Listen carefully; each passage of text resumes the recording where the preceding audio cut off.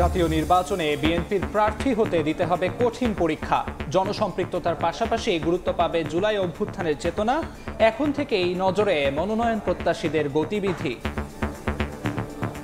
শুধুমাত্র ত্যাগ তিতিকার উপর নির্ভর করে আমরা প্রার্থী সিলেকশন করব না। আমরা প্রার্থী সিলেকশন করব বর্তমান বাংলাদেশের জন আকাঙ্ক্ষা অনুযায়ী, জনপ্রত্যাশা অনুযায়ী, জুলাই গণ অভ্যুত্থানের স্পিরিট অনুযায়ী। অর্থনীতিকে ধ্বংস করেছে ফ্যাসিস্ট সরকার, অভিযোগ খসরুর। বিএনপি ক্ষমতায় এলে কর্মসংস্থান বাড়ানোর প্রতিশ্রুতি। ফ্যাসিস্টরা যা করেছে, ব্যবসায়ী সংগঠন দখল, সেখানে বিএনপি নাই। ব্যবসাকে রাজনীতিকরণ করা চলবে না। আমরা 18 মাসে 1 কোটি লোকের চাকরির ওয়াদা করেছি। দেখছিলেন প্রধান শিরোনাম। দুপুরের সময় সঙ্গে আছি আমি আমিরুল ইসলাম আলিফ এবং আমি আফরোজা মৌটুসী। এবার অন্যান্য শীর্ষ সংবাদ।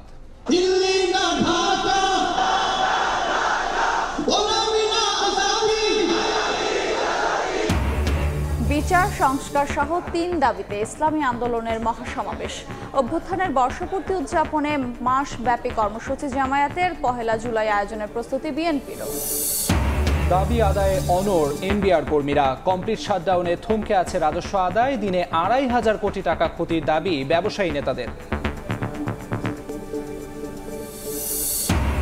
পুলিশের পাশাপাশি ট্রাফিক ব্যবস্থাপনায় বাড়ানো হবে শিক্ষার্থীদের অংশগ্রহণ, জানালেন উপদেষ্টা আসিফ। আগস্টে ঢাকার রাস্তায় নামছে গতি নিয়ন্ত্রিত ই-রিকশা। অপরাধে চড়াচ্ছেন আইন শৃঙ্খলা বাহিনীর চাকরিচ্যুত ও অবসরপ্রাপ্তদের কেউ কেউ। 8 মাসে রাজধানীতে অর্ধশত ডাকাতির ঘটনায় জড়িত 36 জন। আইনি ব্যবস্থার দাবি ডিএমপির।